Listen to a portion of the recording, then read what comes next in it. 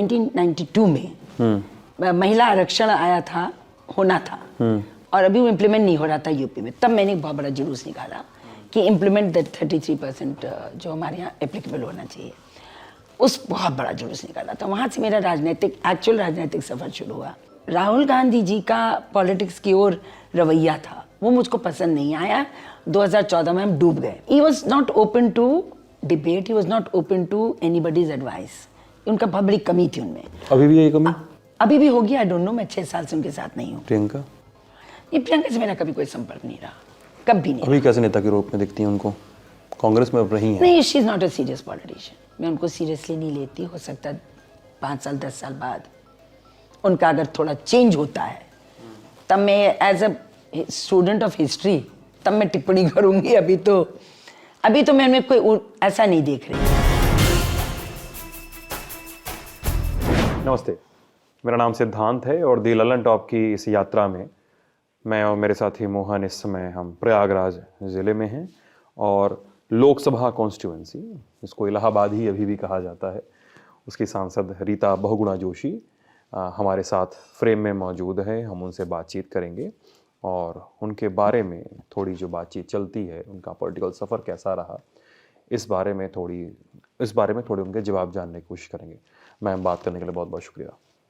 रीता जी, मुझे जो जानकारी मिलती है, इलाहाबाद यूनिवर्सिटी में मेडिवल हिस्ट्री पढ़ाती थी आप, मध्यकालीन इतिहास, किताबें भी लिखी आपने, और पिताजी को तो सब लोग जानते ही हैं, हेमवती नंदन बहुगुणा जो सीएम भी रहे यूपी के।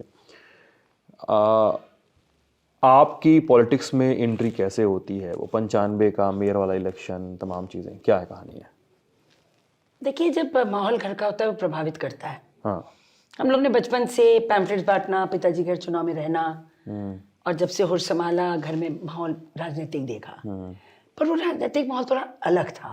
अच्छा। उसमें मेरी माँ भी राजनीतिक थी क्योंकि वो दोनों स्वतंत्र आंदोलन से माता पिता निकले थे। मेरी माँ भी 17 साल की उम्र में विश्वविद्यालय के समय से ही वो आंदोलन में सम्मिलित थी। वहीं उनके पिताजी से मुलाकात भी हुई थी।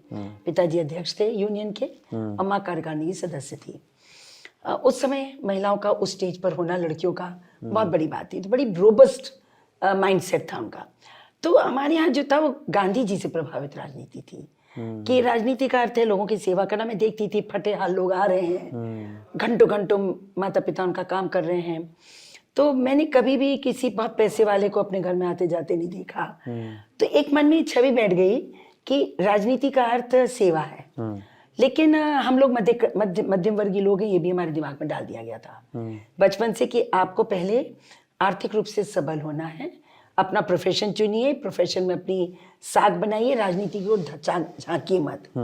हम लोग जैसे जैसे बड़े होते गए, पिताजी ने स्पष्ट कर दिया था कि हमारे रहते कोई राजनीति में नहीं आएगा।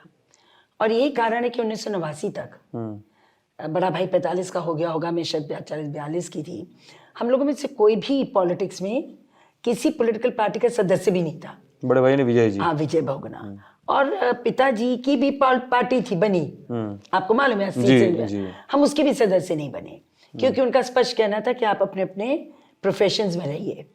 तो ये अच्छा हुआ, माँ ने बहुत अच्छी शिक्षा का ध्यान दिया। बिकॉज मेरे नाना जी वाइस चांसलर हुआ करते थे 1950s में। तो माँ बहुत एजुकेटेड थी, पोस्ट ग्रेजुएट थी 1946 की। तो हमारी शिक्षा पे बहुत ध्यान दिया गया। संस्कार और शिक्षा और गरीबों के प्रति संवेदना, समाज के प्रति अपनी हम लोगों की जिम्मेदारी, इसका बोध हमको भाषणों से नहीं, अपने चारों ओर के एनवायरनमेंट से मिला। हाँ, वातावरण से मिला। क्योंकि मैं कहीं सुन रहा था और बात कर रहा था लोगों से, तो उन्होंने बताया कि रीता जी की जो पॉलिटिकल ट्रेनिंग है वो पिताजी का जो चुनावी ऑफिस था उसको मैनेज करते करते, ऑफिस मैनेजमेंट में पिताजी के चुनावी ऑफिस को मैनेज करते करते आपकी ट्रेनिंग हुई, जैसी भी हुई। ये बात सच है। नहीं, ग्रूमिंग भी हुई। आपको मैं बताती हूँ बड़ी इंटरेस्टिंग बात। जब मैंने पोस्ट ग्रेजुएशन पास किया 1971 में, तो पिताजी ने कहा तुम मेरे साथ चलो दिल्ली कुछ दिन रहो, मैं तुम्हें ग्रूम करूंगा। मेरे फादर ने कहा। अच्छा। तो मुझको दिल्ली ले गए। पॉलिटिकल ग्रूमिंग नहीं, एटिकेट्स की ग्रूमिंग, कि रोज हमारे घर में कभी पिताजी ने अकेले नाश्ता नहीं किया, अकेले खाना नहीं खाया। गेस्ट आते हैं तो कैसे उनसे बिहेव करना है, कैसे करना है, कैसे अपनी बात करनी है। तो बहुत एटिकेट्स क्या है और सोशल बिहेवियर कैसा होना चाहिए। 1.5 साल में उनके साथ रही बस। उसके बाद पिताजी ने हम लोग को कभी अपने साथ नहीं रखा कि तुम लोग यहाँ रहोगे तो बिगड़ जाओगे। लेकिन ये बात सच है कि 1971 के चुनाव में पहली बार मैं सेंट्रल ऑफिस पिताजी का जो था उसको मैंने मैनेज किया। तो 71 किया, फिर 74 किया, 77।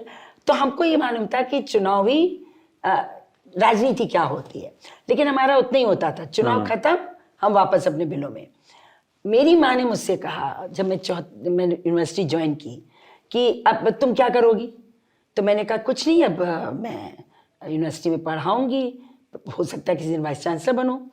तो बोले what do you want to give back to this society, समाज को क्या वापस करोगी? तो मैंने कहा पॉलिटिक्स ज्वाइन कर लो। बोले no no no no politics, आप महिला आंदोलन के लिए काम करिए, आप करिए ऐसा कि महिला संगठनों से जुड़िए, अभी महिलाओं का सशक्तिकरण बहुत पीछे है। अच्छा। तो she made me join social organisations. मैंने सामाजिक संगठनों के साथ में जुड़ी, AIWC, NCWI, इस तरह के मैं ऑर्गेनाइजेशन से जुड़ी और राष्ट्रीय स्तर तक मैंने काम किया। तो मैंने 74 से लेकर 94 तक महिला आंदोलन में काम किया। आंदोलन कह लीजिए उसको, महिला समस्याओं से जूझने की बात कीजिए, महिला संगठनों के साथ काम किया। और भारतवर्ष का कोई भी ऐसा महिला संगठन नहीं था जो मुझको नहीं जानता हो या मैं उनको ना जानती हूँ। हम लोगों ने नेटवर्किंग बहुत की थी, लेकिन हम लोकलाइज करते थे। इलाहाबाद मंडल, क्योंकि मैं यूनिवर्सिटी में पढ़ाती थी, तो पढ़ाने के साथ साथ महिलाओं के सशक्तिकरण के विषयों को सेमिनार्स करना, आंदोलन करना, केसेस फाइल करना कोर्ट में, लोगों को न्याय दिलाना, कहीं कुछ रेप हो जाए, कुछ हो जाए, वहाँ जाकर एक्टिविज्म करना, जुलूस निकालना, ये सब काम किया। 89 में पिताजी की डेथ हो गई, उसके बाद हम पॉलिटिक्स में फिर भी नहीं थी। 92 में 1992 में महिला आरक्षण आया था, होना था, और अभी वो इम्प्लीमेंट नहीं हो रहा था यूपी में। तब मैंने एक बहुत बड़ा जुलूस निकाला कि इम्प्लीमेंट दैट 33% जो हमारे यहाँ एप्लीकेबल होना चाहिए, उस बहुत बड़ा जुलूस निकाला था। वहां से मेरा एक्चुअल राजनीतिक सफर शुरू हुआ। और 95 में इलाहाबाद की जो सीट थी वो महिला हो गई, और उस समय और पहला चुनाव था। हाँ, जो जिसमें लोग भी वोट करके मेयर चुनते थे अपना। हाँ, जनता से चुनाव पहला चुनाव था। 3 विधानसभाएं थी, 12 लाख वोट था। पूरे इलाहाबाद ने कहा रीता दीदी ही लड़ेंगी, क्योंकि एक तो यूनिवर्सिटी की टीचिंग, मेरे स्टूडेंट्स, और दूसरा विमेन ऑर्गेनाइजेशंस, सब ने मुझे वोट किया। कांग्रेस से टिकट मांगा, कांग्रेस ने दिया नहीं, उन्होंने दे दिया हर्ष वाजपेयी जी की मम्मी को, उनकी माँ को दे दिया। हाँ, अशोक वाजपेयी की। तो मैं निर्दल खड़ी हो गई, और मैं खुद ही शॉक्ड हूं मैं कैसे निर्दल लड़ी। उगता सूरज लेकर 1,37,000 वोट मुझको मिला, और बाकी भाजपा को शायद 88,000 वोट्स मिला, और कांग्रेस को 18,000 वोट मिला, बाकी सबकी जमानत जब्त। अच्छा, तो मेरा ये सब वहीं से पॉलिटिकल लाइफ मेरी शुरू होती है। अच्छा, ये जो 95 वाला चुनाव था जिसको आप कह रहे हैं निर्दलीय लड़ा आपने, लेकिन एक संगठित मोर्चा बना था उस समय। मोर्चा नहीं बन पाता, सिर्फ उन लोगों ने अपने कैंडिडेट नहीं खड़े किए। कौन कौन थे उसमें? मैं बता रही हूँ आपको, समाजवादी पार्टी ने कैंडिडेट नहीं खड़ा किया उस समय। वो कांग्रेस, तिवारी, एनडी तिवारी उन्होंने नहीं खड़ा किया। कम्युनिस्ट पार्टी ने नहीं खड़ा किया। जो कहा जाता है कि एनडी तिवारी के अवसान का समय था। कांग्रेस का था, बीएसपी का था, और एक वो इनकी समाजवादी पार्टी थी, वो इनकी मालवीय जी की। अच्छा, हाँ, जनता पार्टी, उन लोगों ने खड़ा किया था। लेकिन इन 3 पार्टियों ने खड़ा नहीं किया था। मैंने उनसे कहा था आप भले मुझको समर्थन देना, आप खड़ा मत करिए। तो उन्होंने नहीं खड़ा किया, इसका मतलब उनका समर्थन मेरे साथ था। तो लेकिन उनके कोई बड़े नेता मेरे लिए बोलने नहीं आए। लेकिन स्पष्ट था कि हम उन 3 पार्टियों के कैंडिडेट हैं। सपा से कब जुड़ी आप? मैं सपा से 1998 सुल्तानपुर लोकसभा में मुझसे मुलायम सिंह जी ने कहा आप लड़िए। मैं तो जानती भी नहीं थी सुल्तानपुर कहाँ है, पर मैं लड़ गई और बहुत अच्छा लड़ी। देवेंद्र बहादुर राय थे, राय साहब, BN राय थे, जिन्होंने जब आपको पता है गोली चलाने को निर्देश हुआ था, उन्होंने गोली चलाने से मना कर दिया था अयोध्या में, वही थे। तो बहुत स्ट्रांग नेता थे, सिटिंग MP थे, 2 बार के सिटिंग MP थे। तो मैं उनसे लड़ी, लेकिन बहुत अच्छा लड़ी। मुझे 2,05,000 वोट, मुझे 8 2,69,000 उन्होंने पाए थे। 2,05,000 के आसपास। जी। पर उतना वोट कभी किसी को उस क्षेत्र में मिला नहीं था। वहां की सीट 1,30,000 से 1,40,000 में फाइनल हो जाती थी। मेरे लड़ने से इतना हाइप हुआ कि वोट कहाँ चला गया, मतलब 70% वोटिंग हो गई। बट दैट वाज अ बहुत अच्छा लर्निंग एक्सपीरियंस था, बहुत अच्छा लर्निंग एक्सपीरियंस था। और ये वही समय था जिस समय रीता बहुगुणा जोशी उस समाजवादी खेमे से बाहर आ रही थी थोड़ा। और कांग्रेस के पास जा रही नहीं, हैं? मैं समाजवादी, मैंने ज्वाइन ही मुश्किल से 6 महीना रही मैं समाजवादी पार्टी में। हाँ। क्योंकि जैसे ही सोनिया गांधी जी ने कांग्रेस की बागडोर संभाली और वो प्रयागराज आई, उन्होंने मुझको बुलाया, मुझसे बात की। अच्छा, क्या कहानी तो है? उन्होंने मुझसे नहीं, उन्होंने ऐसा हुआ कि महिला आरक्षण का विधेयक बहुत तेजी से चल रहा था दिल्ली में और समाजवादी पार्टी उसका विरोध कर रही थी। अब मैं महिला आंदोलन से निकली हुई महिला और लड़ती रही हमेशा कि नहीं आरक्षण होना चाहिए, और मैं ऐसी पार्टी में थी जहां आरक्षण का विरोध हो रहा था, तो मुझसे जब्त नहीं हो रहा था वो। तो मैं, बिकॉज जितनी वुमेन ऑर्गेनाइजेशन से आई फील कि मेरे लाइफ का जो सबसे बड़ा एक प्लेटफॉर्म है, मोटो है, वही मुझसे छिन रहा है। लेकिन कांग्रेस पार्टी की कोई पहचान ही नहीं थी उस समय तक। सीताराम केसरी जी थे, जब वो हटे और सोनिया जी आई, उन्होंने मुझको बुलाया और उन्होंने मुझसे कहा कि नहीं, you come back to your home. तो basically I was a Congress person at heart. और क्योंकि पिताजी चाहे किसी पार्टी में रहे हों, he always believed in Gandhi, he always believed in Nehru. अगर पॉपुलर रेफरेंस से समझाना हो लोगों को, तो रीता जी के पिताजी ने अमिताभ बच्चन के खिलाफ चुनाव लड़ा था। जी, अमिताभ बच्चन ने बहुगुणा जी के खिलाफ चुनाव लड़ा था। जी, ये भी कर सकते आपके लिए अमिताभ बच्चन बहुत बड़ी तोप होंगे। नहीं, मेरे लिए कोई तोप नहीं है, मैं लोगों को पॉपुलर रेफरेंस से समझा। टू करेक्ट योरसेल्फ, अच्छा, एचएन ठीक है। बहुगुणा से अमिताभ बच्चन लड़े थे। ठीक है, तो मैं और बहुगुणा को कोई हरा नहीं सकता था, इसलिए वो एक एक्टर को लेकर आए, राजीव गांधी जी। वो विंडिक्टिव पॉलिटिक्स थी। मैं ये सोचती हूँ, राजनीति में जितने भी स्ट्रॉन्ग पार्लियामेंटेरियंस हैं या लीडर्स हैं, उनको पार्लियामेंट में होना चाहिए। अटल जी को क्यों हारना चाहिए था वो चुनाव? बहुगुणा को क्यों हारना चाहिए था वो चुनाव? वो तो इंदिरा जी की जो हत्या हो गई थी ना, बेसिक वो अमिताभ बच्चन तो थे ही, लेकिन जो इंदिरा गांधी की हत्या की वेव चली, उसने बड़े बड़े दिग्गजों को गिरा दिया उस समय, विपक्ष को कमजोर किया। विपक्ष देखिए कमजोर नहीं होना चाहिए लोकतंत्र में। Now that's besides that point. तो आपने सवाल जो पूछा, क्या जस्ट फॉर ये सवाल चल रहा था कि आप कांग्रेस में जा रही थी, हमें सोनिया गांधी तो मिलने मुझे बुलाया। बुलाकर कहा you come back, and I rejoined her, because and that was मुश्किल से शायद 8 ही 10 महीने में बाहर थी, किसी पार्टी में गई, सपा में। हाँ, मैं अदरवाइज मैं निर्दल मेयर थी इलाहाबाद की। फिर वो उन्होंने बुलाया, मैं चली गई, and then I stayed there. 2016 तक मैं कांग्रेस में ही रही और कांग्रेस के लिए बहुत स्ट्रगल किया, जेल भी चली गई, महिलाओं का राष्ट्रीय मैंने जिम्मेदारी बट्टा पारसौल वाले 2011 में आप जेल गई। काम जी, किया। नहीं, बट्टा पारसौल में नहीं गई मैं, मायावती जी के कार्यकाल में 2009 बट्टा पारसौल में आप और राहुल गांधी भी अरेस्ट हुए थे, उसमें भी तो थे आप अरेस्ट हुए थे। लेकिन वो जेल नहीं जाना पड़ा, अरेस्ट हुए थे। अच्छा, डिटेन हुए थे, यहाँ पे बेल हो गई थी। इसमें तो आप 14 दिन मुरादाबाद जेल में बंद रहे। अच्छा, ये उस पे तो आते ही हैं, आगे हम लोग चल के, और फिर 99 आता है। हाँ, 99 में मुझसे सोनिया जी ने ज्वाइन करते कहा, मुरली मनोहर जोशी जी से आपको लड़ना है। हाँ। प्रयागराज में मैं मेयर थी ही। हाँ। तो मैं लड़ी, मुझे मालूम था जीत पाना मुश्किल है, क्योंकि अब की बार अटल बिहारी, हाँ, अब की बारी अटल बिहारी वाला नारे चलते थे। अटल जी बहुत बड़े नेता थे और एक वोट से उनकी प्रधानमंत्रित्व काल गया था। तो मुश्किल बहुत, it was an impossible election. और फिर मुरली मनोहर जोशी जी का स्टेचर, लेकिन आई एम वेरी हैप्पी, वो चुनाव भी मैं बहुत अच्छा लड़ी। जहां कांग्रेस को 20 से 25 हजार वोट मिलता था इलाहाबाद संसदीय क्षेत्र में, वहां मैं 1,40,000 के आसपास, I don't remember the exact figure, शायद 1,40,000 के आसपास मुझको। जोशी जी थे बीजेपी से, रेवती रमन सिंह सपा से। रेवती रमन जी मुझसे 3-4 हजार वोट शायद आगे थे, बस इतना ही था। लेकिन वो चुनाव बहुत अच्छा था, और वो भी, उसने भी मुझे स्टेचर दिया, मुझे एक कद मेरा बढ़ा। देखिए, बड़े आदमी से लड़ो और अच्छा लड़ जाओ तो कद बढ़ता है। मुरली मनोहर जी वाज अ टॉल लीडर। अच्छा मैम, फिर जो चुनावी राजनीति है, एक पार्टी का वर्कर होना, एक पार्टी के लिए काम करना, तमाम चीज़ें करना, वो एक अलग चीज़ है। लेकिन इलेक्शन लड़ने की जब बारी आती है, तो आपके पूरे पीरियड में लगभग 10 साल का गैप दिखाई देता है। 99 से 2009 आप इस पूरे पीरियड में कोई चुनाव नहीं लड़ती हैं रीता जी आप। और फिर 2009 में आप टर्फ चेंज करती हैं, आप जाती हैं लखनऊ, और 2009 का भी चुनाव आप वहाँ से लड़ती हैं। 12, 14, 17 सब वहीं से लड़ती हैं।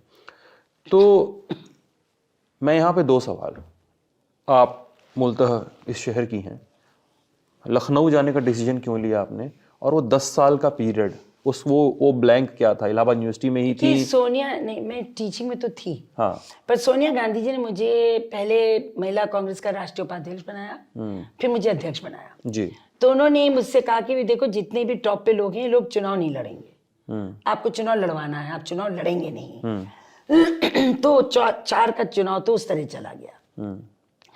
अब पर एक बड़ी इंटरेस्टिंग बात है 2004 के चुनाव की। अटल जी लड़ रहे थे लखनऊ से, मुझे रात को 2 बजे फोन आया सोनिया जी का कि तुमको कल सुबह लास्ट डे था नॉमिनेशन का, अटल जी के खिलाफ नॉमिनेशन करना है लखनऊ से। तो मैंने कहा मैम आप 2 बजे रात बोल रही हैं, कल लास्ट है, मैं कैसे करूँगी? मैंने तो अभी तक अपना, क्योंकि कह दिया था लड़ना नहीं है, मैंने कहा अभी तक तो मैंने अपना वोटर का भी नहीं निकलवाया है, सर्टिफाइड कॉपी। बोले नहीं देखो अगर हो जाए तो। अब हमने फिर सुबह से कोशिश करी, नहीं हो पाया 9-10 बजे तक। 10 बजे खुलती है कचहरी, तो फिर हमको I miss that election, otherwise वो इलेक्शन भी हमको लड़ाने की मुहिम थी। अगर मेरे पास सर्टिफाइड कॉपी होती, एनओसीज होते जो आवश्यक है, पर वो लास्ट डे बोला गया इसलिए मैं नहीं लड़ पाई। वैसे क्योंकि ये भी था कि नहीं लड़ना है। देखिए 2007 में मैं बन गई अध्यक्ष कांग्रेस पार्टी की यूपी में जी। तो और सोनिया जी ने मुझसे एक ही बात कही कि तुम लखनऊ में रहोगी, कि जो भी मैं अध्यक्ष बनाती हूँ वो दिल्ली रहता है, तो मैं चाहती हूँ आप लखनऊ में रहोगी। मैंने कहा मैं रहूंगी। तो I had to shift base, क्योंकि मैं जो भी काम करती हूँ आपको बता दूं बहुत शिद्दत से करती हूँ। मैंने 32 साल विश्वविद्यालय में पढ़ाया और मैं I was considered one of the best teachers, अच्छी टीचर मानी जाती थी। और जब मुझे लगा कि मैं नहीं पढ़ा सकती 2007 में, तो मैंने वीआरएस ले लिया, क्योंकि यूपी की पूरी जिम्मेदारी मुझ पर आ गई थी। तो तब मैंने बेस शिफ्ट किया लखनऊ। अब जब मुझसे कहा गया कि 2009 में फिर मुझको लड़ाया गया पार्लियामेंट, 2012 में मुझसे कहा गया अब आप विधानसभा लड़िए, अपनी सीट चुनिए। तो मैंने कहा अगर मैं लखनऊ बेस है, यहीं से ऑफिस में रोज बैठना है, पूरे प्रदेश का चुनाव देखना है, मैं इलाहाबाद से कैसे लड़ूंगी? वहां से लड़ूंगी तो मैं लखनऊ मिस करूंगी। तो I chose Cantt. And why did I choose Cantt? जब 2009 में मैं चुनाव लड़ी तो मैं 4 विधानसभाएं तो हार गई थी, लेकिन कैंट में मैं आदरणीय टंडन जी से मैं 6000 वोट से जीत गई थी। अच्छा। हाँ, तो मुझे लगा कि दिस कॉन्स्टिट्यूएंसी अटल जी छोड़ रहे हैं जी, लालजी टंडन जी जैसे टॉल लीडर लड़ रहे हैं, और रीता जोशी नई एंट्रेंट हैं, और अगर 6000 वोट से जीत रही हैं तो इसके मतलब इस एरिया में चुनाव जीता जा सकता है। तो आई कंटेस्टेड 2012 और मैं 24,000 वोट से जीती विधानसभा का चुनाव। और कांग्रेस पार्टी पूरे लखनऊ मंडल में 6 जिले हैं, 7 हैं, रायबरेली भी है। हाँ। सारी सीटें आ रही है, हरदोई, लखीमपुर खीरी, सीतापुर, लखनऊ, उन्नाव, रायबरेली, 6 डिस्ट्रिक्ट्स, सारी सीटें हमारे, सिर्फ मेरी सीट हम जीते कांग्रेस पार्टी से। तो you know that love for people, constituency basically हमारी फैमिली के साथ आई। और जब मैंने छोड़ा तो सीधे फिर बीजेपी में वापस गई, बीजेपी से लड़ी 2017 में, और जब मैंने छोड़ा उसको तो फिर बीजेपी ने रिटेन किया उसे। तो मेरा shifting to BJP in 2017, seat BJP में वापस आई, तब से बीजेपी में है। फिर 2009 में चलते हैं, 16 जुलाई 2009 की घटना, जिस घटना की अब काफी जिक्र हुआ और जिसमें आप जेल में 14 दिन 4 दिन 3 nights 4 days 3 night 4 days, okay. तो क्या वो स्टेटमेंट जो था जिसमें मायावती ने एक कथित रेप विक्टिम को एक धनराशि दी थी, और फिर आपका एक स्टेटमेंट था जिसको मैं कैमरे पे नहीं दोहराना चाह रहा हूँ, दर्शक चाहें तो उसे जाके ऑनलाइन सर्च कर सकते हैं, और रेप और मुआवजे की आपने बात की थी और आप पर मुकदमा दर्ज हुआ था, फिर आप जेल गई थी। क्या उस बयान पर मलाल है आपको? देखिए पहले तो बयान को ही पार्ट में दिखाया गया, पूरा बयान नहीं दिखाया गया, जो मतलब सीक्वेंस में से एक सेंटेंस उठाया गया, एक सेंटेंस छोड़ दिया गया। अब उसको मैं रिपीट इसलिए नहीं करूंगी क्योंकि एक तो अभी भी केस हमारा हाई कोर्ट में चल रहा है। दूसरी बात यह है कि अगर लोग ऑनलाइन जाएंगे पूरा देखें अनएडिटेड, तो मुझे झूठ मूठ फंसाने की कोशिश की गई। आई थिंक किसी टीवी वाले ने टीआरपी अपनी बढ़ाने के लिए उसको एडिट करके दिखा दिया। मेरा बयान बहुत स्वच्छ था, उससे कोई मीनिंग नहीं था जिस मीनिंग पे उसको इम्प्लाई किया गया। दूसरी बात, बहन जी ने खुद इतने गंदे स्टेटमेंट्स इस संदर्भ में इलाहाबाद से ही दिए हैं, आप उसको भी देख लीजिए। करेली में एक बच्ची का रेप हुआ था, और उसकी इतनी विक्षिप्त शरीर उसका मिला था। उस समय समाजवादी पार्टी की सरकार थी उत्तर प्रदेश में, 2007 के आसपास की बात है। और ये इलाहाबाद आई थी उससे मिलने, ज़रा उसको भी निकाल के देख लीजिए उनका क्या बयान था। उन्होंने तो मतलब हमने तो बयान बहुत संभाल कर दिया था, उनका तो बयान बहुत ही खराब था। तो उनको बुरा लगा, ये बात तो मुझे समझ में नहीं आती। और मैं ये भी निवेदन करूंगी टीवी वालों से कि भी कभी कोई अनएडिट करके मत दिखाओ। कोई चीज़ दिखा दो तो अनएडिटेड दिखाओ, ये गलत बात है। आधा अपने सेंटेंस उठाया, आधा छोड़ दिया। बहरहाल उस विषय को करिए। सीधी सी बात है, मैं ये मानती हूँ कि राजनीति में भाषा पे नियंत्रण होना चाहिए। जो गुस्से में मैंने बात बोली थी वो नहीं थी जो समझी गई, लेकिन उसके बाद भी मैं ये समझती हूँ कि तब से लेकर आज तक मैं बहुत संभल के मैंने अपने स्टेटमेंट्स दिए हैं। अब मैं आपसे बोल रही हूँ, आप क्या लेंगे क्या छोड़ देंगे, अब ये सोचकर मैं बोलती हूँ। अच्छा, पहले मैं बिना सोचे बोलती थी, मैं बोल रही हूँ तो पूरी बात आएगी।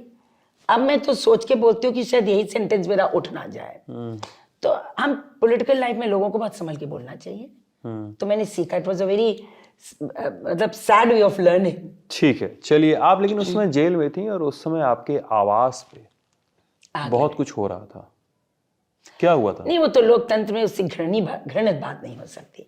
देखिए, बिल्कुल सचिवालय के बगल में, शास्त्री भवन के बगल में जहाँ बैठती थी सचिवालय, खिड़की से वो घर दिखाई देता है। मेरे पिताजी के मित्र का घर था, वो वहाँ रहते नहीं थे, तो मैं उनके यहाँ फ्री में 2 कमरा उन्होंने खोला था, मैं उसी में रहती थी। मतलब उनके एमएलसी ने, उनके एमएलए ने लीड करके 6 कमरों में आग लगाई पेट्रोल डाल के। आधे घंटे पहले पुलिस आई थाने की, मेरा गेट खुलवाया, मैं वहां थी नहीं।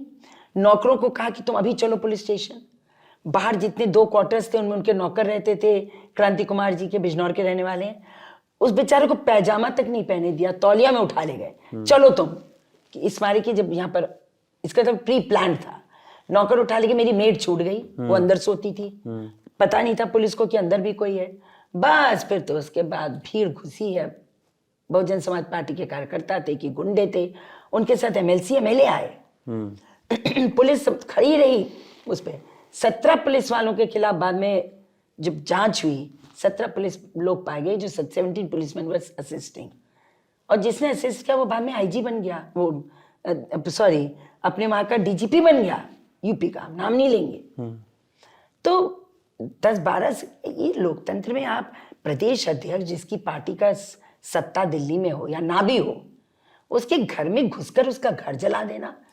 4 कमरे टोटली गटेड, मतलब दरवाजे पंखे तक गल के नीचे गिर गए थे। और मेरी मेड अगर पीछे के कमरे में अलमारी के पीछे छुप ना जाती तो मारी जाती। घर तोड़कर अंदर घुस गए थे सब। इससे क्या क्या मायावती जी ने, एक रिक्शे वाले को, एक ठेले वाले को, आसपास के एक बेचारा झाड़ू लगाने वाले को, 5 लोगों को पकड़ा और बंद कर दिया थाने में। इन लोगों ने आग लगाई। ये लोग क्योंकि बहुत तो द्वेले थे कि बहन जी के खिलाफ बोला गया, तो इसलिए इन लोगों ने स्वतः ही, ये स्पोरेडिक घटना थी, मैंने उन लोगों को जेल से वहां से छुड़वाया, बेल करवाई। मैंने कहा नो दे आर नॉट, इनसे क्यों आप इनको तंग कर रहे हो। उनकी बीवियां आके रो रही थी। वो बहुत खराब, इतना गंदा कृत एक सरकार में बैठे हुए मुख्यमंत्री के इशारे पे हुआ, ये इट इज अनपार्डनेबल, अक्षम्य है। अच्छा मैम, आप कांग्रेस पार्टी के साथ इतने लंबे समय तक रहीं, सोनिया गांधी का भरोसा, उनके आदेश पे लखनऊ में रहना, लखनऊ से चुनाव लड़ना, अपनी होम टर्फ को कुछ दिनों के लिए तज देना। फिर आता है साल 2016, यूपी चुनाव का रनअप तैयार होता है और उस समय एक खबरें फ्लैश होती हैं कि रीता बहुगुणा जोशी अब भाजपा ज्वाइन करेंगी, ऐलान होता है। और उस रनअप में 2-3 चीज़ें हैं जो मुझे लगता है कि मैंने खबरें पढ़ के जो अर्जित की हैं, मुझे लगता है आपसे क्रॉस वेरीफाई भी कर लिया जाए। शीला दीक्षित की एंट्री होती है as a UP CM face, और आप पार्टी के लिए, खासकर जो बनारस का औरंगाबाद हाउस है, त्रिपाठी परिवार जो है, कमलापति त्रिपाठी, लोकपति त्रिपाठी, अभी जो अब टीएमसी में चले गए, अब तो उनके बाद पार्टी के कुछ बड़े ब्राह्मण चेहरों में आप भी शामिल हैं यूपी में। और शीला दीक्षित को लाया जाता है, एक महिला और एक ब्राह्मण को सीएम फेस बनाया जाता है। नंबर 1 कारण। दूसरा कारण, आपको 2 टिकट दरकार थी, लखनऊ सेंट्रल से और अपने बेटे मयंक के लिए कैंट सीट से। नहीं, अच्छा, ये नहीं है, ये पूरी तरह गलत है, एकदम गलत है। 2 बात। एक तो मैं सोनिया, एक सेकंड में जवाब दूंगा। एक तो सोनिया गांधी जी का मैं आज भी बहुत सम्मान करती हूँ, विमेन एम्पावरमेंट का वो एक अच्छा एक उदाहरण है, और मैंने आज तक उनके खिलाफ कभी कुछ नहीं बोला। मेरा विरोध था कांग्रेस पार्टी की जो राजनीतिक चिंतन में अंतर आया 2012 के बाद। 2012 में जब हम हारे, उसके बाद जो राहुल गांधी जी का पॉलिटिक्स की ओर रवैया था वो मुझको पसंद नहीं आया। 2014 में हम डूब गए। क्या रवैया था राहुल गांधी का? बहुत ऑटोक्रेटिक, और किसी की सुनना नहीं। 4-6 लड़के थे उनके साथ, कंप्यूटर वाले, उन्हीं का पूरा लेना। आप अगर उनके मन के खिलाफ कुछ बोल दीजिए तो नाराज हो जाना। He was not open to debate, he was not open to anybody's advice. उनका बहुत बड़ी कमी थी उनमें। अभी भी यही कमी? अभी भी होगी, आई डोंट नो, मैं 6 साल से उनके साथ नहीं हूँ। फिर मैंने 2014 में सोनिया गांधी से कहा, मैंने कहा मैम ये देश राहुल गांधी जी को स्वीकार नहीं कर रहा है, आप आगे रहिए, आप रहेंगी तो कांग्रेस जिंदा रहेगी, आप नहीं रहेंगी तो कांग्रेस खत्म हो जाएगी। उन्होंने कहा नहीं, अब मैं नहीं, अब राहुल ही देखेंगे। That was the breaking point for me. Sonia Gandhi ने कहा आपसे? जी, उन्होंने कहा कि नहीं मैं नहीं, you speak to Rahul, Rahul ही बात करेंगे। तो मैंने बार बार प्लीड किया। जब मैंने देखा कि अब ये पार्टी लड़ना ही, फिर भी मैं रही, जो हमारा चला, फिर वो आ गए, पीके आ गए, वो अपना एजेंडा लेकर। अब उसके बाद हमारा संवाद और कम हो गया नेतृत्व से, क्योंकि फिर वो तो क्या बोलते, कॉल सेंटर वाले फोन करते थे, मैडम आज आपको वहां जाना है। इमेजिन, जो आदमी 5 साल अध्यक्ष रहा हो पार्टी का, 7 साल महिला कांग्रेस ऑल इंडिया का, कोई नेता बात ही नहीं करता था। वो पीके के अपॉइंटेड लड़के हम लोगों से बात करने लगे। जो प्रशांत किशोर 17 में एक team, that was so humiliating. कभी कोई मीटिंग नहीं होती थी कि भाई चलो आज ये कुछ ग्राउंड ब्रेकिंग मीटिंग हो जाए, कुछ बड़े नेता बैठ के चिंतन कर लें, कुछ नहीं। पीके जी वाज कंट्रोलिंग पूरा यूपी कांग्रेस, और राहुल जी से संवाद एकदम ठप। 9 महीने तक मैं राहुल जी से टाइम मांगती रही, टाइम नहीं मिला, और जब मिला भी तो 1 सेकेंड में रफा दफा।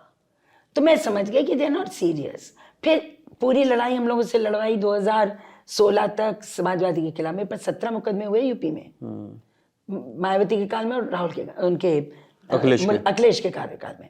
और उसके बाद अखिलेश तो तब नहीं थे, मायावती का कार्यकाल चल रहा था 2012 से 2017 तक। तो 12-17 तक अखिलेश थे। अखिलेश तो मायावती और अखिलेश दोनों के कार्यकाल में मेरे पर 17 मुकदमे लगे, और एंड में क्या हुआ, अखिलेश के साथ गठबंधन करेंगे। तो भाई mentally I was not prepared for that. तो मैं समझ गई कि कांग्रेस ने अपनी डिफीट मान ली है। तब मुझे चूज करना था। मेरा भाई बीजेपी में जा चुका था। हाँ, वो पहले जा चुके थे, 14 में जा चुके थे वो। तो नहीं 17 में 16 में ही गए, पर मुझसे 6-8 महीने पहले गए। वो मार्च, उत्तराखंड के सीएम भी रह चुके थे पहले वो मार्च 2016 में गए, मैं सितंबर में गई हूँ। अच्छा, विजय भाई के बीजेपी में जाने के बाद मुझ पर अविश्वास और बढ़ गया पार्टी का, कि भाई ये तो परिवार बहुत जुड़ा हुआ है, विजय बहु ना गए, रीता भी चली जाएंगी। तो मेरे से और भी ज्यादा पार्टी कट गई। Then I had no choice, then I had to सीख में कि अगर यूपी को चेंज करना है, जैसे हम लोग लड़ रहे थे 10 साल से, मैं 20 साल कांग्रेस में किसके लिए लड़ती रही? पावर के लिए। आप खुद बताइए, जिस पार्टी के 20 टिकट 20 लोग आते हैं जीत कर, उसमें कोई भी व्यक्ति जाएगा 25 साल अपनी जिंदगी के लगाएगा। 1998 to 2016 कितना स्ट्रगल किया, कितना मैंने, पार्टी ने मुझको अगर पद दिया तो मैंने कमेंसुरेट मेहनत भी की। और मैं ज्यादा घमंड नहीं करती, लेकिन 2009 में 23 सीटें कांग्रेस पार्टी की पार्लियामेंट में आई, मैं ही तो अध्यक्ष थी। तो सीधे कहना यह है कि पॉलिटिकल सिस्टम में अगर रहना था, फिर इधर मोदी जी निकल आए थे, सर्जिकल स्ट्राइक भी हो गई थी, जाके राहुल ने कह दिया खून की पर राजनीति करते हैं। इनके स्टेटमेंट्स बहुत ही ऑब्जेक्शनेबल हो रहे थे। इधर इंटरनेशनल कम्युनिटी में मोदी जी का नाम भी बढ़ रहा था। तो मुझे लगा कि ना, और हम नेशनल पर्सपेक्टिव में सोचते हैं, हमने हमेशा नेशनल पर्सपेक्टिव में सोचा, तो मुझे लगा अगर कांग्रेस से शिफ्ट होना है तो BJP is the right party to go. And when I joined I said कि मैं डेवलपमेंट के एजेंडा पे इस पार्टी के साथ आ रही हूँ। तो इट वाज सिचुएशनल ड्रिफ्ट, वो तो करना ही करना था, ऐसे नहीं कह सकते कि it was a drift of deep commitment, but yes well taken decision. I took my time to decide and then I went. वैसे मैं मैम एक खबर पढ़ा था इंडियन एक्सप्रेस की, और वो सोर्स्ड खबर थी, उसमें लिखा था कि एक ट्रिगर पॉइंट था। ट्रिगर पॉइंट ये था कि राहुल गांधी की किसान यात्रा चल रही थी और राहुल गांधी के साथ गाड़ी में राज बब्बर और शीला दीक्षित मौजूद थे, और उस फ्लीट की तीसरी गाड़ी में बोला गया कि रीता जी आप इस गाड़ी में बैठ जाइए। राहुल जी, राज बब्बर और नहीं, यही नहीं हुआ, नहीं वो तो बड़े नेता थे। देखिए शीला जी से मेरी कोई, मैं शीला जी को अपनी बड़ी बहन जैसा मानती हूँ, और शीला जी को ही यूपी में भेजा जाए मेरा प्रस्ताव था सोनिया गांधी को। ये गलत बात है कि रीता जी इस बात से नाराज हुई। मैंने प्रस्ताव किया कि मैम अगर आपको फेस लाना है तो आप शीला दीक्षित जी को लाइए, ठीक है, एक बात खत्म। मैंने कोई सीट नहीं मांगी उनसे, मैं तो सिटिंग मेंबर थी कैंट से, मैं क्यों सीट मांगती अपने बेटे में पॉलिटिक्स में। तब इतना he was not at all involved in electoral politics, वो मेरी सीट मैनेज करता था। मैंने अपने बेटे के लिए कभी सीट नहीं मांगी, एक पहली बार मांगी है 2019 में। और मैंने कभी भी शीला दीक्षित जी को विरोध करना दूर रहा। जब मुझसे कहा गया कि जब ये यात्राएं चलेंगी आप किस यात्रा में रहेंगी, मैंने कहा मैं शीला जी के साथ रहूंगी। I respected her like my elder sister, ये बात खत्म हो जानी चाहिए। पर राहुल जी का बिहेवियर तो वास्तव में, इनका ये चल रही थी यात्रा, किसान यात्रा, और मुझे दिल्ली से फोन आया सुरजेवाला जी का, मैं नेशनल स्पोक्स पर्सन थी, कि आप चली जाइए, आपको इनको ज्वाइन करना है सुल्तानपुर में। अच्छा, हाँ सॉरी सुल्तानपुर नहीं, फिरोजा इसमें अयोध्या में आप चली जाइए, वहां जाके राहुल जी का रात रुक रहे हैं, आप उनके साथ आगे जाएंगी। अच्छा, मेरे साथ उनका बिहेवियर अच्छा नहीं था राहुल जी का। मैंने कहा मुझे क्यों भेज रहे हैं, मैं तो मैं सीनियर क्या वो साथ बात ही नहीं करते थे आपसे सीधे? हाँ, ये सीधे मुंह बात नहीं करते। मैंने कहा, मैंने बोला नहीं, मैंने कहा मैं सीनियर सिटीजन हूँ, आप मुझे क्यों भेज रहे हो, किसी यंग आदमी को भेजो।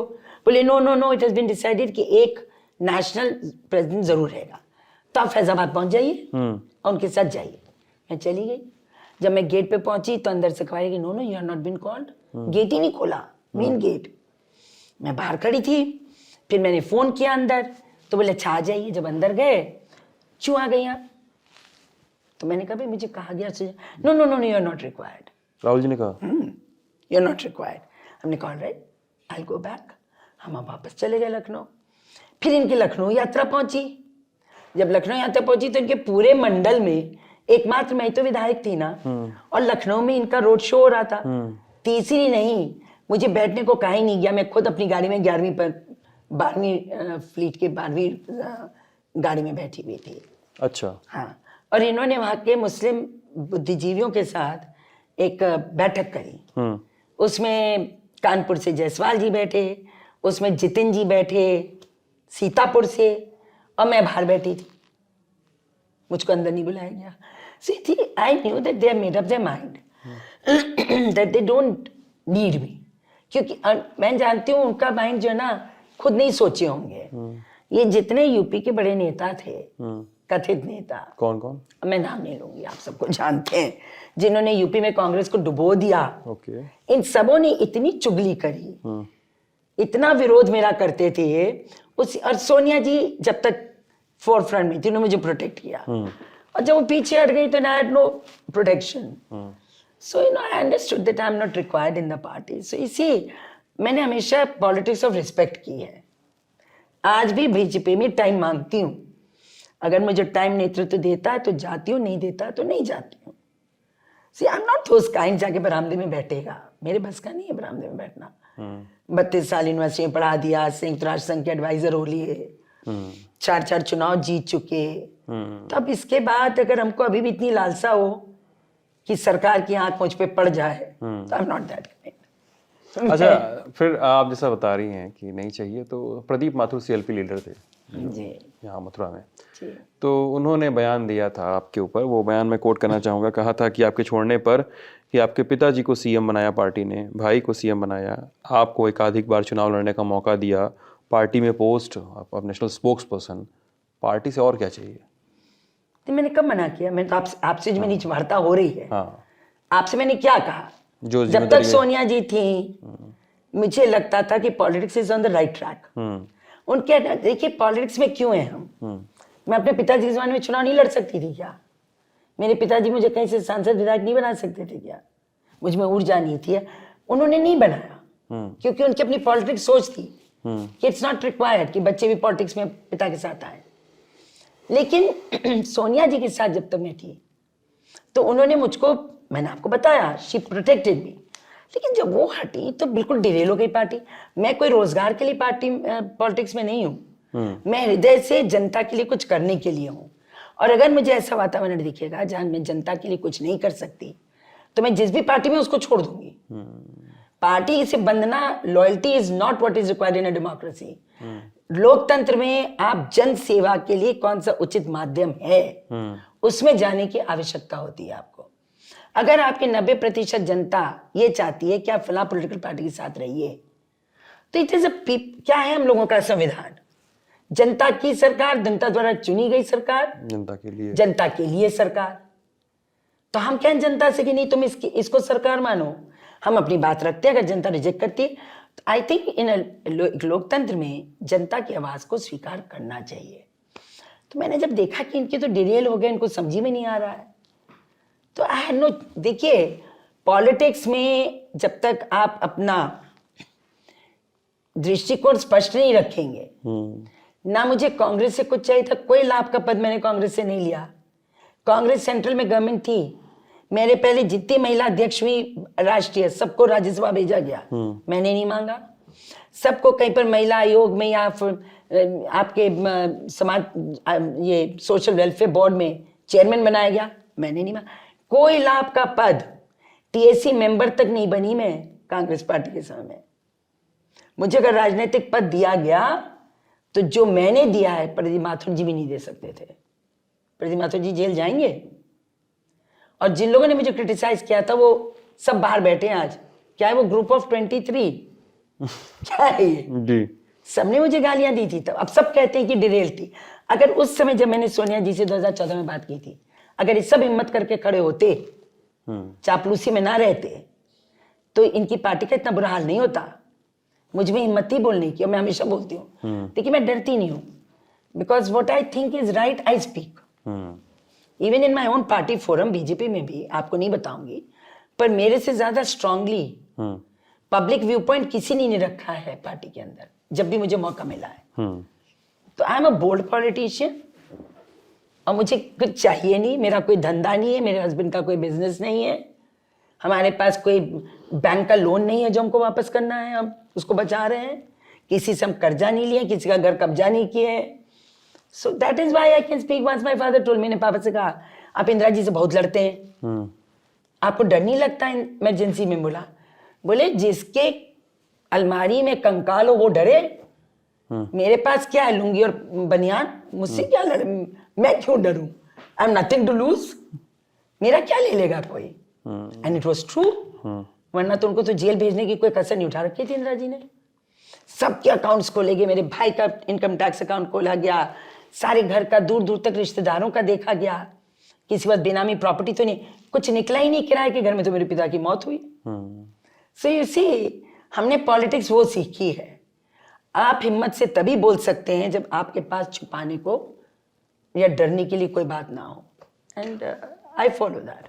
बीजेपी में गई तो क्या सोनिया जी का फोन आया या गांधी परिवार से किसी का? पहले आया था जब छोड़ रही थी। हाँ, मैंने खुद फोन मिलाया था उनको बताने के लिए। मैं समझती बड़ी सभ्य बात होती है कि मैं बता दूं कि मैं आपको छोड़ रही हूँ। वो शायद रविवार का दिन था, वो उपलब्ध नहीं हुई। उसके बाद फिर अगले दिन ज्वाइनिंग करना था तो नहीं हो पाया। मैंने लेटर भेज दिया था उनको कि मैंने आपसे बात करने का प्रयास किया, आपसे बात नहीं हो पाई, और इन कारणों से मैं आपसे दूर जा रही हूँ। प्रियंका? नहीं, प्रियंका से मेरा कभी कोई संपर्क नहीं रहा, कभी नहीं। अभी कैसे नेता के रूप में दिखती हैं उनको? कांग्रेस में अब रही हैं? नहीं, she is not a serious politician, वो गंभीर राजनेता नहीं है। देखिए मैं अपने अनुभव से कह रही हूँ, चुनाव निकलने से राजनीति नहीं होती। अभी उनको जनता की फील नहीं है, अभी मुद्दों की अंडरस्टैंडिंग नहीं है। मुद्दों को बल्कि शायद राहुल गांधी ज्यादा पढ़े होंगे उनसे। अभी उनको ये पता नहीं है कि किसान की क्या मजबूरी है, अभी उनको पता नहीं कि गांव की एक औरत की क्या मजबूरी। देखिए हम लोग 50-50 साल से गांव में घूम रहे हैं, अब आप आइए, किसी को सीने से लगा लीजिए, किसी के आंसू पोंछ दीजिए, this is not serious politics. 2 साल में नहीं होती, उनको घिसना पड़ेगा।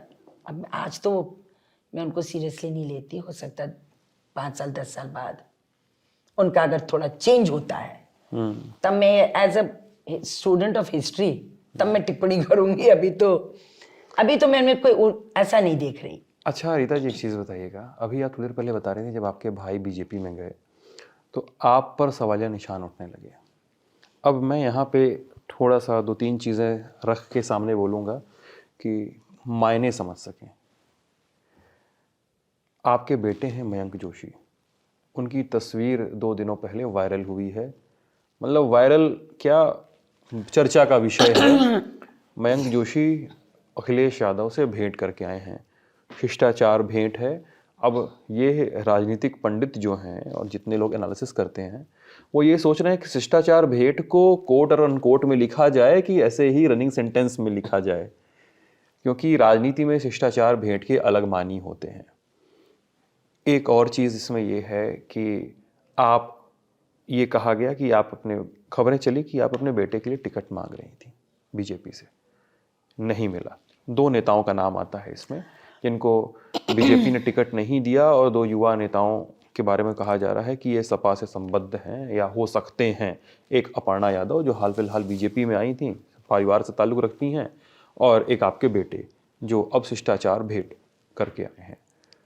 तो आपकी पार्टी ने चुनाव नहीं लड़ाया है, तो अभी आपकी पॉलिटिक्स क्या है, कहाँ है भविष्य? देखिए, 2 बात समझ लीजिए, मयंक जी ने भारतीय जनता पार्टी से रिजाइन कर दिया है। मैं भारतीय जनता पार्टी में हूँ और रहूंगी। 2 बात तो एकदम क्लैरिटी आ जाए। वो अखिलेश यादव जी को बहुत समय से जानते हैं, उनसे बहुत बार मिल भी चुके हैं। वो उनसे मिलने गए। अब मिलने का मायना क्या है, 2-4 दिन में आपके सामने आ जाएगा। उसको टिकट ना देना, मैं समझती हूँ पार्टी ने न्याय नहीं किया, क्योंकि उसने बेटा, देखिए जब तक बेटा माँ की साया में रहेगा और अगर आप उसको नेता का बेटा ही मानेंगे, उसको आप एक इंडिविजुअल कैरेक्टर के रूप में नहीं लेंगे तो उस कैरेक्टर को तकलीफ तो होगी ना। अब उसने 2007 से लेकर 2009 में वो यूपी में शिफ्ट हुआ था, लखनऊ में। 2009 से लेकर 19 तक सारे चुनाव मुझको उसने लड़ाए। आप चले जाइए कैंट में, कोई गली में घर में घुस जाइए, मयंक कौन है वो बता देंगे आपको, क्योंकि मयंक घर घर में वहां पे जाते हैं। 2 मुझे वो सांसद का चुनाव लड़वा चुके हैं वहां से, तो पूरे लखनऊ में उनकी पकड़ अच्छी है। अब वो वहां पर दिन रात काम कर रहा था, टिकट मांगना उसका हक था, उसको टिकट नहीं मिला। मैं नाराज नहीं थी, मैंने उसके पक्ष को पार्टी के सामने रखा। जब पार्टी ने मना कर दिया 12-13 तारीख को, तो दैट मैटर वाज क्लोज्ड। हाँ, फिर समाजवादी पार्टी की बहुत इच्छा थी कि मयंक जी कैंट से उनके टिकट पर लड़े हैं, तो यहाँ मैं मयंक जी को मैं बधाई दूंगी कि मेरे सुझाव पर, मेरे कहने पर वो नहीं लड़े। आपको भी मालूम है कि आखिरी दिन तक समाजवादी पार्टी का जो था फॉर्म ए भी रुका हुआ था, हाँ, सिंबल जी। लेकिन मयंक जी को मैंने रोका। मैंने कहा नहीं, कल तक आप वोट मांग रहे थे भाजपा के लिए, आज सपा के लिए, उचित नहीं होगा। अब भविष्य में वो क्या करेंगे मैं नहीं कह सकती। अब जब यहाँ से छूटूंगी, लखनऊ जाऊंगी तो बात करूंगी, पर मैं आपसे कह सकती हूँ I am not in a position to influence his decision. मैं उसके निर्णय को अब प्रभावित करने की स्थिति में नहीं हूँ। वो 42 वर्ष के हैं, उनकी अपनी जिंदगी, वो अपना सोचेंगे। जहां तक मेरा प्रश्न है, मैं बीजेपी में हूँ, प्रचार कर रही हूँ जिम्मेदारी से और करती रहूंगी, बीजेपी का काम करूंगी। ये बात आप स्पष्ट समझ लीजिए। अब बेटे की राजनीति कहाँ जाती है उस पर मेरा कोई कंट्रोल नहीं है। मैम, एक छोटा सवाल पूछना चाहता हूँ आपके भविष्य पे कि आपकी उम्र जो है 24 का चुनाव आते आते 75 हो जाएगी। 70, I'll be running 74।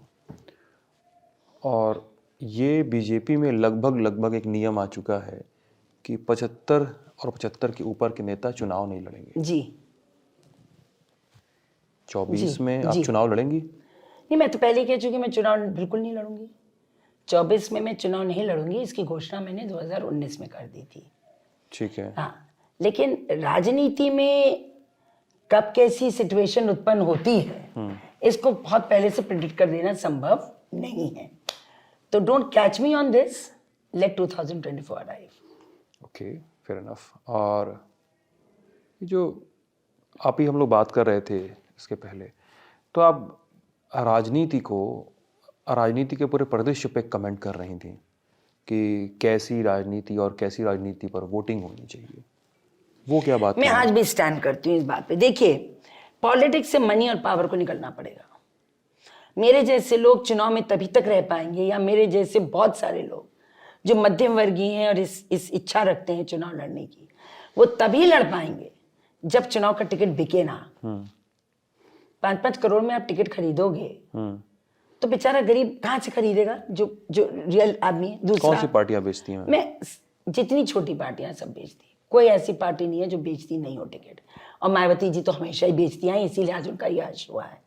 तो पॉलिटिक्स गंधा रही है एक इस वजह से। दूसरी बात कि अगर आपका व्यक्तिगत जो वो है, क्या बोलते हैं, व्यक्तिगत आपकी जो छवि है, वो अगर मान लीजिए किसी माफिया की है, या आपकी छवि बहुत धनाढ्य ऐसे व्यक्ति की जिसने बहुत लोगों का नुकसान किया हो, जमीनों पे कब्जा किया हो, लोगों को परेशान किया हो, लोगों पे मुकदमे डाल, ऐसे लोगों को चुनाव में किसी पॉलिटिकल पार्टी को टिकट नहीं देना चाहिए। मैं बेसिकली मानती हूँ। अच्छा, और इस समय चुनाव जितना महंगा होता जा रहा है, ये भी जब तक कर्टेल नहीं होगा, इलेक्शन कमीशन को कुछ करना पड़ेगा। मैं फिर कहती हूँ, जब तक स्टेट फंडिंग नहीं होगी इलेक्शंस की, सही लोग चुनाव नहीं लड़ पाएंगे, वो बेचारे हमेशा मारे जाएंगे। तो हमारे पास पैसा है लड़ने को, कौन लड़ सकता है चुनाव आजकल? तो माई कॉन्सेप्ट इज, मेरे फादर जो कहते थे सन 62 में बहुत बहुत कठिन चुनाव लड़े थे सिराथू से, बहुत बड़े माफिया से लड़े थे। बहुत बड़ा माफिया था, 29 मुकदमे थे मर्डर के उसके ऊपर, और डर के मारे लोग घर से निकलते नहीं थे। तो उस समय 5,400 रुपये खर्च हुए थे मेरे पिताजी के। तो कहते थे सबसे महंगा चुनाव लड़ गया मैं 5,400 रुपये में, लेकिन थंपिंग मेजॉरिटी से जीते थे। ठीक है। तो मेरा ये कहना है वो समय आना चाहिए भाई, कि एक व्यक्ति की छवि, उसका काम, उसका कृतित्व, आज आप एक बड़ा पद छोड़ते हैं, कल आप चुनाव लड़ जाते हैं। कोई फिल्म एक्टर आ जाता है, कोई IAS IPS अफसर आ जाता है, कोई राज्यसभा पहुंच जाता है, कोई राज्यसभा तो भेजो। वहां तो देखो, राज्यसभा बना इसीलिए कि हर क्षेत्र के अच्छे लोग वहां पहुंचे। लेकिन अब कल तक तो आप पुलिस के बहुत बड़े अधिकारी थे, आज आपको MP बनना है, MLA बनना है। आप बहुत बड़े IAS अफसर थे, आप रिटायर हुए, आप तुरंत MLA MP बन जाओगे, आप मिनिस्टर बन। This is wrong. I personally feel जैसे होता है 5 साल का इंक्यूबेशन पीरियड होना चाहिए। आप किसी जगह से निकले, 5 साल पहले पार्टी के लिए काम करिए, जनता के बीच में अपनी पार्टी के लिए नाम कूल ऑफ पीरियड होना चाहिए। एक कूल ऑफ, ये क्या बात है भाई, दिस इज नॉट डन। अब ये मेरी पर्सनल व्यू है, it has nothing to do with political. At the end of the day politics अब ये हो गई है कि winnability is the most important factor. It has always been. भाई जीतना तो जरूरी है ना, पर मैं सोचती हूँ लोकतंत्र इससे मजबूत नहीं होता। आप नॉमिनेटेड पोजीशन में लाओ, आप राज्यसभा ले जाइए, मंत्री बना दीजिए, पर लोकसभा, विधानसभा, ये तो बेचारे जो जमीन पे काम करते हैं लोग, ये उनका अधिकार है ना, उनका अधिकार है। एक आपके पिताजी का सिराथू का इलेक्शन था और एक इस बार का सिराथू का इलेक्शन है, बहुत चर्चा में है इस बार भी। और इस बार भी लोग कह रहे हैं कि बीजेपी की लड़ाई अच्छी है वहाँ पे। नहीं, हमारे उप मुख्यमंत्री जीतेंगे, बड़े आराम से जीतेंगे। अब वो समय बताएगा। उसमें हम भी गए थे, मैं भी गई थी उस एक दिन। उन्होंने, देखिए क्या है कि मौर्य जी बहुत नीचे से ऊपर उठे हैं। उन्होंने भी बहुत स्ट्रगल किया है लाइफ में। अब मुझे लगता है वो जीत जाएंगे, अच्छे से जीत जाएंगे। सरकार में उनकी पोजीशन को लेकर आप कुछ सोचती हैं? अभी सरकार में जो उनका गतिरोध की खबरें आती हैं जो सरकार से, केशव प्रसाद मौर्य और योगी आदित्यनाथ। ये तो हायर पॉलिटिक्स है और इसमें हमेशा ऐसा हुआ है। कोई भी राजनीतिक दल, कोई भी सिस्टम, जहाँ आप अमेरिका में चले जाइए, वहां पर भी आपको मिलेगा। देखिए, जो हायर पॉलिटिक्स होती है उसमें थोड़ी बहुत क्लैशेस, और डेमोक्रेसी में तो इट इज डन, लेकिन वहां कमेंट करने की मुझे आवश्यकता नहीं है। That is always been in the system. चलिए, मैं आपके 2-3 स्टेटमेंट पे आपकी सफाई चाहूँगा, क्योंकि आपने अभी थोड़ी देर पहले दावा किया है कि आप बहुत संभल के बोलने लगी हैं, तो मुझे लगा कि कुछ स्टेटमेंट्स मैं आपके सामने काउंट कर लूँ। नहीं, मैं बहुत खुल के बोली हूँ। मेरे सिर्फ सब जर्नलिस्ट कहते हैं कि you are the most outspoken person. मैं नहीं, आपने कहा नहीं, आपने कहा कि नहीं, शब्दों का चयन, शब्दों का चयन, ठीक है। तो शब्दों के चयन पे आए 22 जुलाई 2013 आपने कहा कि नरेंद्र मोदी कट्टरपंथ के द्योतक हैं, वो कहीं ना कहीं सांप्रदायिकता के पक्षधर हैं, उनकी जो विचारधारा है वो बिल्कुल एक तरफा है। भारतवर्ष में जो सर्वसंभाव की नीति है, जो सोच है, उससे वे मेल नहीं खाते। उनकी जो बातें हैं वो राष्ट्र विरुद्ध हैं। देखिए 2013 का साथ किया। आप कभी भी पॉलिटिक्स में, राजनीति में आपका माइंड चेंज होना चाहिए, आप स्टैग्नेंट नहीं होने चाहिए। 2014 से लेके जो उन्होंने भारत में काम करना शुरू किया, तो मुझे ये लगा कि चाहे वो पाकिस्तान की तरफ उनकी नीति हो, या उनकी बांग्लादेश से, नेपाल के प्रति, या श्रीलंका से, या अमेरिका और विश्व से, मुझे लगा देयर इज 1% जो एक बार फिर से इंटरनेशनल लेवल पे भारत के सम्मान को बढ़ा रहा है। और फिर उन दिनों जो सर्जिकल स्ट्राइक हुई, जो 2 बार स्ट्राइक्स हुई, देखिए बहुत इंपॉर्टेंट थी वो राष्ट्रीय सम्मान के लिए। तो इसलिए मैंने आपसे फिर कहा ऑन डेवलपमेंटल इश्यूज और इस इशू पे कि गवर्नमेंट की कोई भी पॉलिसी ऐसी नहीं थी जो सब समाज को लेकर ना चलती हो। एक मुझे पॉलिसी बता दीजिए सेंट्रल गवर्नमेंट की जिसमें उन्होंने किसी भी कास्ट या क्लास को बाहर रखा हो। सो जब गरीब ही मुख्य धारा में है, तो इसलिए उस समय का मेरा स्टेटमेंट कोई अब मायने नहीं रखता था जब मैंने उनको ज्वाइन किया। अच्छा, 15 का स्टेटमेंट मायने रखता है जब आपने कहा था कि देश में असहिष्णुता बढ़ रही है, प्रधानमंत्री शांत हैं और उनके मंत्री और पार्टी के बड़े बड़े अधिकारी और नेता अनर्गल बयान दे रहे हैं, भड़काऊ बयान दे रहे हैं। ऐसा माहौल देश में कभी नहीं बना। देखिए बात तो सच है कि इस देश में पार्टी में भाजपा के लिए नहीं बोल रही हूँ, पर बहुत सारे ऐसे लोग हैं जैसे IMIM, ये जिस तरह की भड़काऊ बातें शुरू करते हैं। देखिए every action has a reaction, अगर एक्शन होगा तो रिएक्शन भी होगा। पर मैं इस बात से सहमत हूँ पूरी तरह से कि हम लोगों को डेवलपमेंटल फोकस रखना चाहिए, डेवलपमेंट फोकस। हम लोगों को डिविसिव पॉलिटिक्स नहीं करनी चाहिए। इसके आगे मैं कुछ कहना नहीं चाहती। मैं डिविसिव पॉलिटिक्स की भागीदार नहीं हूँ, पक्षधर। और आपने मुझे 2016 से आज तक मेरा कोई बयान आप उठा दीजिए जिसमें मैंने डिविसिव पॉलिटिक्स की बात कही हो, you can catch me on that. आप उठा लीजिए, आप तो बस रिसर्च करके आए हैं। मतलब बट मैं डिविसिव पॉलिटिक्स में पर्सनली नहीं विश्वास करता। मतलब बीजेपी में जब से आपने ज्वाइन किया तब से आप बैलेंस्ड एक divisive politics. I have not given a single statement which is divisive. मैंने आपको वर्ड्स के चेन में बोला, मेरे आइडियाज में कभी कोई नॉन क्लैरिटी नहीं रही है, हमेशा क्लैरिटी रही है। मैं डिविसिव पॉलिटिक्स के साथ नहीं हूँ। चलिए, तो this is absolutely clear like a mirror. चलिए, तो आपको बहुत बहुत शुभकामनाएं रीता जी। ये रीता जी से बातचीत थी। आपको कैसी लगी ये बातचीत हम ज़रूर जानना चाहते हैं वीडियो के कमेंट सेक्शन में। अपना ख्याल रखिएगा, ललन टॉप देखते रहिएगा। बहुत बहुत शुक्रिया।